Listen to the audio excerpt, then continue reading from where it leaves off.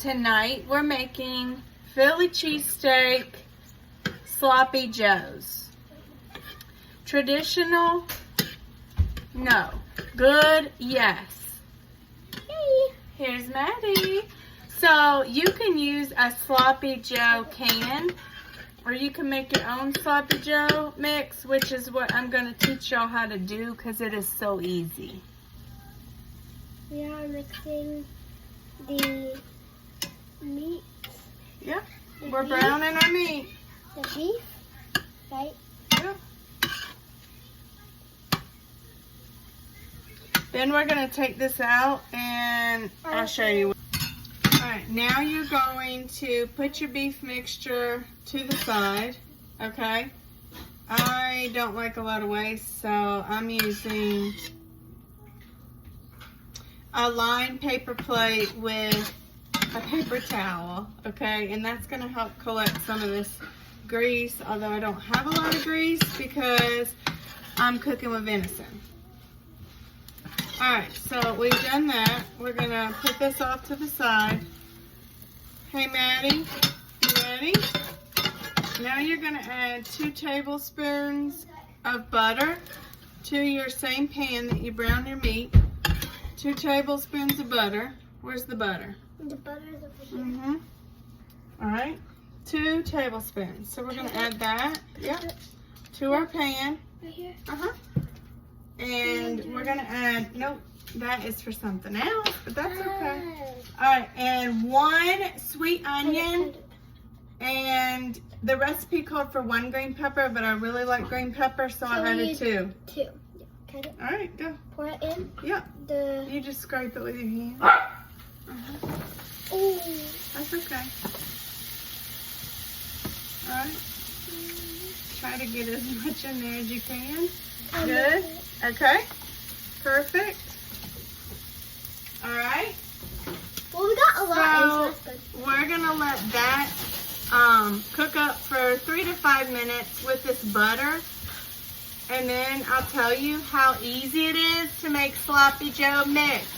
Again, you can use your own, like a can of sloppy joe, but to avoid the preservatives and just all that stuff that comes in there, I just like to make mine, and it is so easy and it's so good. While this mixture is like sautéing the peppers and onions, it's cooking. Right? Maddie is going to add a cup of beef broth. I've been waiting for this forever. Tell her, Mom. Yeah, she has. A cup of beef broth, okay? And a tablespoon, which I just have half a tablespoon, so you'll see me do 2 of these. Yep. A tablespoon of cornstarch. Okay, can I put this? Hold on. Uh-huh. Okay. So we're going to do 1 tablespoon, and then Maddie is going to whisk this together for us over here. All right, so she's going to be doing that. Yep. All right, we whisked the 1 tablespoon of cornstarch and 1 cup of beef broth together. I have sauteed my onion and bell pepper. Again, 1 onion and 2 green peppers. The recipe called for 1. I'm gonna put my beef mixture back in here. All right.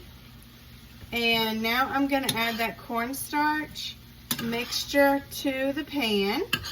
That'll thicken it up a little bit. Y'all, this is so easy and so good.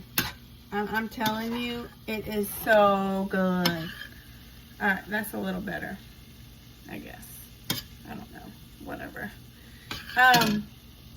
So here's the mixture. We're gonna pour that in. Okay? Again, we're making our own sloppy joe mixture. Our own sloppy joe.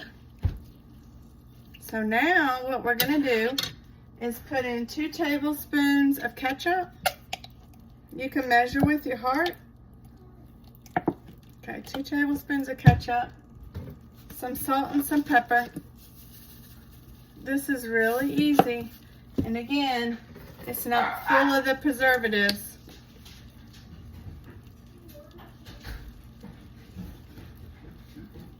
Worcestershire, 2 tablespoons of Worcestershire, 2 tablespoons of ketchup, half a teaspoon of salt and pepper. I'm also gonna add some A1. This is not in the recipe, but this is Stephanie Schmid's recipe. So I'm gonna add a little bit of A1. If you don't like A1, don't add it. I'm just gonna do about a tablespoon of A1, okay? And I'm gonna give this a nice stir. I'm gonna let this sit for a little bit and simmer on low heat. Now again, this is not your Philly cheesesteak. This is SloppyJoe cheesesteaks. So it's ground beef. You could definitely use shaved steak if you wish. That's perfectly fine. The thing is, you can do whatever variation of this that your heart desires, okay? I'm just showing you what I start with, and just like I add A1 in there, if you want to add A1 or you want more ketchup, which I might want more ketchup, I'm going to do another squirt, and that's fine. Okay, so I'm going to let this simmer, like on low. Just marinate a little bit. And then I'm going to take these are hot dog buns. So they're brioche, You can get brioche buns. My grocery store did not have brioche buns. So what I'm gonna do is I'm gonna take a hot dog bun. Again, you might have to improvise sometimes with these recipes. I'm gonna open it up. I'm gonna melt some butter, and I'm gonna add garlic salt to it. I'm gonna coat these in the garlic salt butter. Okay, I'm gonna put my mixture on them and then cover it with provolone cheese and pop it in the oven at 350 for just a couple minutes, just to melt the cheese. And that's it. All right, I mixed like 3 tablespoons of butter and garlic sauce. 3 tablespoons of butter and garlic salt. And this is 6 of the brioche hot dog buns. So I opened them up because my grocery store again did not have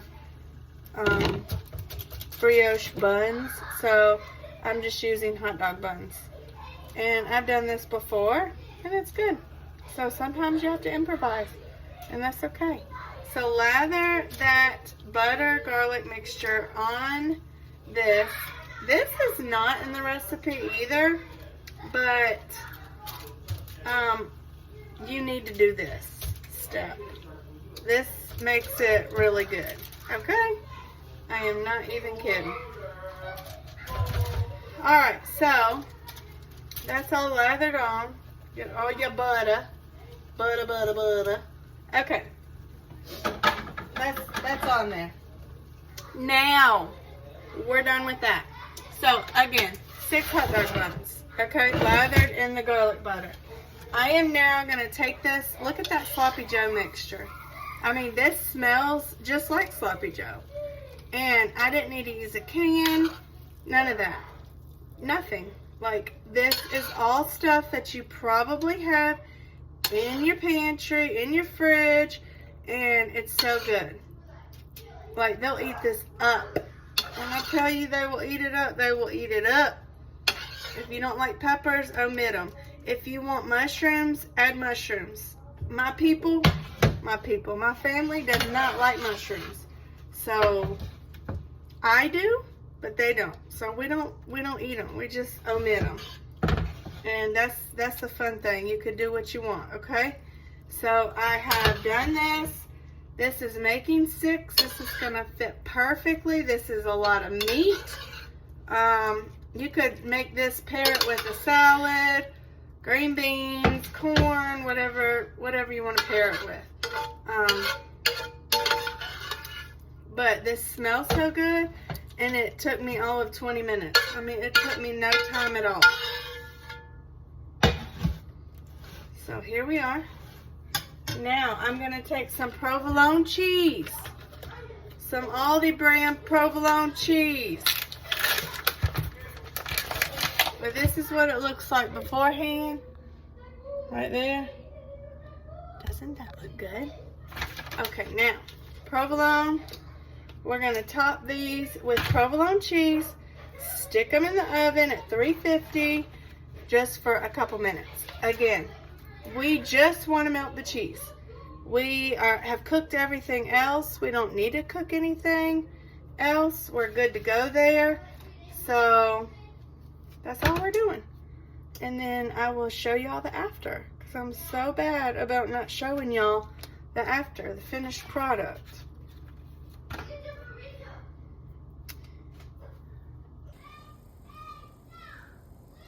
Bon appetit. Philly cheesesteaks, Sloppy Joe. Sloppy Joe, Philly cheesesteaks. Easy peasy. Y'all gonna make these? Thank me later.